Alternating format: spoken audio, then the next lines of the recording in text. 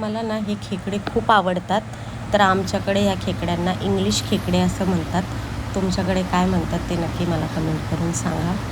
तर खेकडे पहिले मी स्वच्छ धुवून घेतलेत आणि धुवायचे आहे. धुतल्याच्या नंतर मस्त त्याला हळद मीठ लावून वाफवून घ्यायचे आणि ते वाफल्याच्या नंतर मी मसाला जो आपण मटण मसाला काढतो ना त्याच प्रकारे मसाला काढायचा आणि मस्त मग दळून घेतल्याच्या नंतर तेल तापवलं आणि मस्त त्याला फोडणी दिली. फोडणी पण चांगली द्यायची म्हणजे जेणेकरून मसाल्याला तेल सुटेपर्यंत मस्त मसाला होऊ द्यायचा आहे, तरच तो चांगला होतो आणि खूप सुंदर अशी भाजी होते.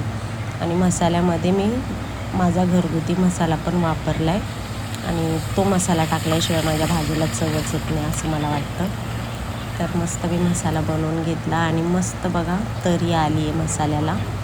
आणि त्याच्यानंतर खेकडे टाकायच्यानंतर सगळे ते मिक्स करून घ्यायचे आणि जेवढं तुम्हाला पाणी पाहिजे ना, म्हणजे जेवढी तुम्हाला पातळ बनवायची भाजी किंवा एकदम घट्ट बनवायची ते तुमच्या पद्धतीने तुम्ही बनवू शकता. तर आम्हाला एकदम पातळ बनवायची होती. तर बघा मी अशी भाजी बनवली आहे आणि याला चांगलं कढू द्यायचं कमीत कमी 20 ते 25 मिनटं.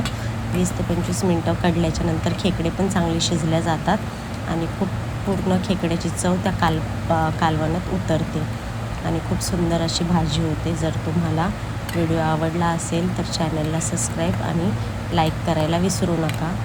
तर तुम्ही या खेकड्याला काय म्हणता नक्की मला कमेंट करून सांगा. तर चला बाय बाय.